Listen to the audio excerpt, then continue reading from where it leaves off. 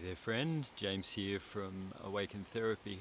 I'm wanting to talk with you today about the double matrix. Now, most people have seen the Matrix movies, the first one in particular, I think late 90s with Keanu Reeves.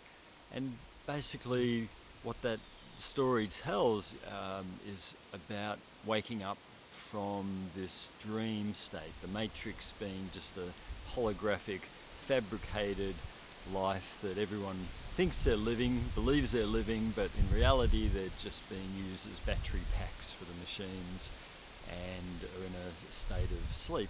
Now, I think that movie was so popular. One, it was very well made, but it was also resonant with people. That metaphor strikes a chord for us because we know on some level that, things aren't as they seem. Somehow we're living a dream in form. And so in that movie, what happens is, the Keanu character is red-pilled and wakes up to the reality, and it turns out that the world's in a terrible state, run by machines, and there's people fighting that situation. So, thinking of that movie, The Matrix, I came across this newspaper today. I've read this a number of times in the past. I think they've done pretty amazing work in bringing awareness to people about what's going on in the Matrix, what's going on in the world. But it just got me pondering and thinking about a double matrix. So the first level of the matrix would be if we're living in this world, believing that this is it, it's a place of kindness and light, and governments and corporations and media all have our best interests at heart and they're taking good care of us, and I guess that's a level of identification and belief in the world that COVID really woke us up out of. So anyone who knows me knows I often map things on a pyramid, because if we map it on a pyramid, we can see that down the bottom we've got always a duality, always this split. And so if you think of a double matrix, on one side of the matrix, it would be waking up out of a worldview that, governments are serving the people who voted them in. That's an interesting one. Or, we don't have to go far down the rabbit hole to sort of, question and challenge a lot of these things that I think we're basically raised in. I think we're brainwashed, through media and education, other things from early childhood, into believing, this is the nature of the world. And, so that first matrix, to wake up out of that, and I think the COVID lockdowns had everyone questioning what the hell's going on, and, the vaccines, what's going on. And so the first matrix we're red-pilled out of is that, it's a benign, loving world. The people in power are looking after us, something like that. But I think we're in a double matrix, because when we wake up out of that and we get into conspiracy theories and we find out, what's the joke, 6 months later that they're conspiracy facts, and like the news paper I just showed you, or there's so many other sources of more independent inquiry and journalism, and creates a lot of confusion, and there's all this misinformation war going on between what, a certain, I guess, people want us to believe and what we're finding out. Look, I think it's a very important part of being a mature, awake person doing inner work and growth. I think there is a point in that where we start to think for ourselves, and we start to discern that, there is two sides to what's going on in the world. And so to question things, to be discerning, one of my favourite words is discernment. Discern what we're told, discern the information we're given, discern, I guess, the narratives around what's happening in the world. I think that's a part of waking up. I think that's for anyone who's doing inner work and growing and questioning things. And there's a point where we have to start questioning that. But if it stops there, we're really just still dealing with the same axis. We're still down the bottom. We're still really just dealing with two sides of the same coin. We might be on the, I guess, sheeple side of it, or we might be in the more awakened side of it, whatever we think. But can you see how we're still stuck in that dimension? And this is the dimension of the ego. This is the dimension of the separated mind. This is the dimension of our split will, where we see ourselves as separate, alone. It's us versus them, it's you versus me. There's that sense of separation. Even if we love someone, there's still a sense of a divide there.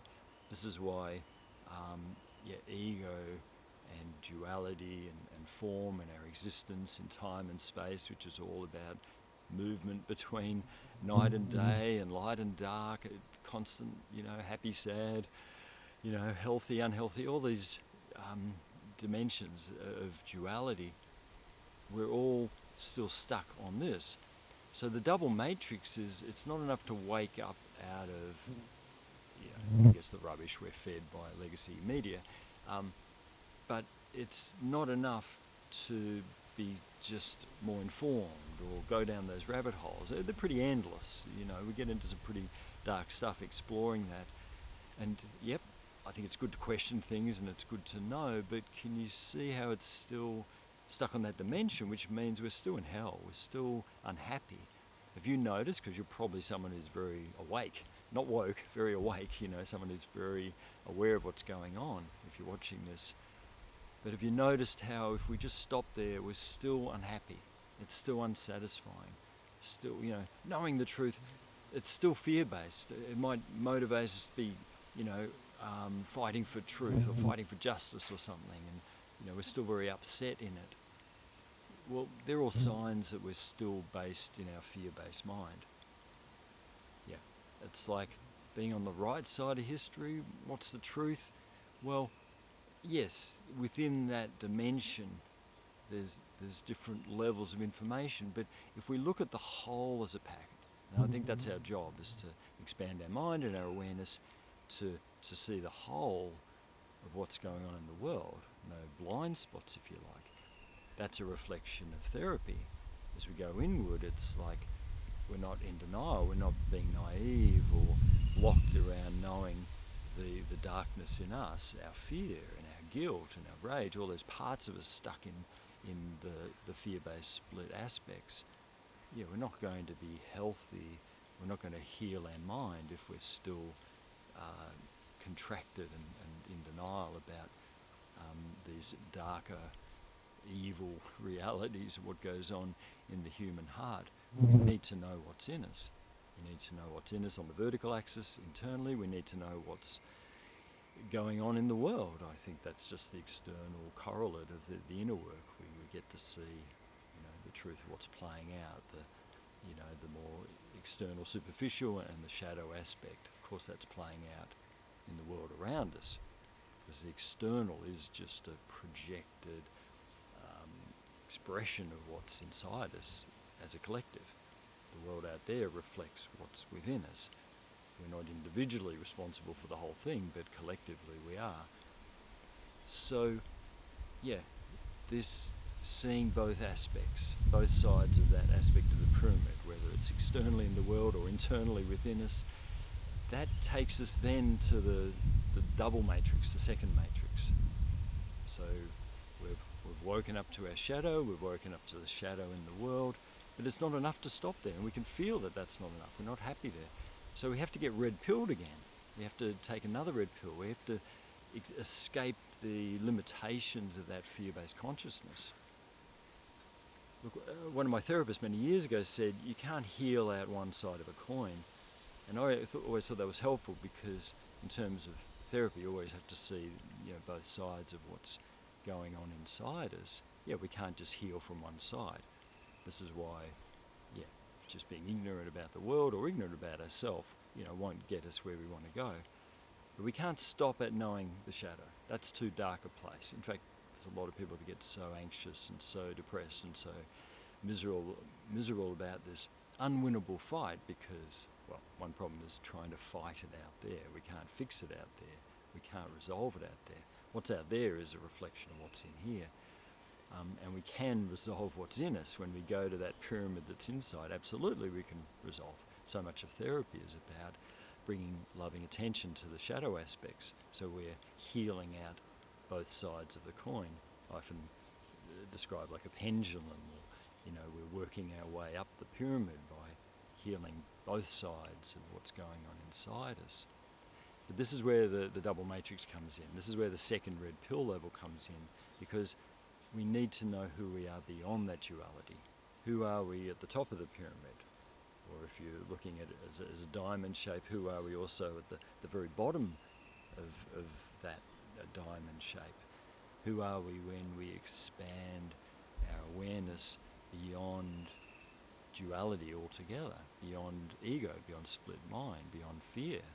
Who are we? What are we when we heal our self-concept back into the greater reality? And so to be red-pilled, my friend, beyond the whole duality, including both aspects of it, is the grand spiritual awakening. It's the remembering who we are as spiritual beings. It's ultimately the healing of us through transcending the whole messy cycles and dynamics and imprints and all the stuff that's going on. And I'll talk about this more in another video about how healing requires spirituality. There's a certain point, there's a ceiling we get to, there's a limit that we max out if we're just looking at it on a human level. So double matrix, the second level of red pilling, is actually waking up out of the dream of duality, of the identification with form, identification with our body, our brain, our personality. It keeps us stuck in time and space. It's all that kind of separating out of time and space. It's this experience we have as humans, very interesting illusion. But if you talk to someone, like I interviewed someone for my book, the trauma survivor to Soul Warrior book, her name is Natasha Black. She had a near-death experience very young. And just like the thousands of accounts of near-death experiences that people have reported, there was an involuntary expansion of consciousness back into soul state, back into that spiritual connection. And they always speak of a joy, a love, a peace, like they say, like 1,000,000 times more than the best we've ever had in form or in our human life. So they're people who know they've had the direct experience and come back, they've survived to be able to tell us about it. They're all speaking of this greater reality. They're all speaking of what belies beyond not one, but two matrices. Beyond that, they're reporting back to us about that greater reality, the true self, soul warrior you. Now, I haven't had a near-death experience recently. I believe I had one, definitely stepped out of my body and tried to go home as an infant. But I've definitely had glimpses of it through meditation, my spiritual study and practices and epiphanies, and in my foolish youth, an acid trip. I've had glimpses of these states and do have glimpses on a daily basis. It's where the joy is, it's where the peace is. So I invite you to contextualize everything in that double matrix model. Where are you in that model? You're probably very awakened and very aware of what's going on in the world, so you're certainly not stuck at that kind of just one side of a thing. But we don't want to get stuck on the other side too, and a lot of people get stuck in that conspiracy kind of, everyone's out to get us and can't fight it, and we don't want to be stuck there as well. Ultimately, our growth requires us to transcend the whole duality altogether, to break free of the orbit, the gravitational pull of the ego, to remember who we are beyond time and space. That's the ultimate goal of therapy. It's the ultimate goal of all spiritual practice. It's the ultimate goal of our life. I think that's our key shared purpose, first and foremost, is to remember who we are. So I hope you find that interesting. Hope you find that helpful. as always, here with all the different resources I share online in different ways for you. And until next time, yes, let's all red pill, double red pill.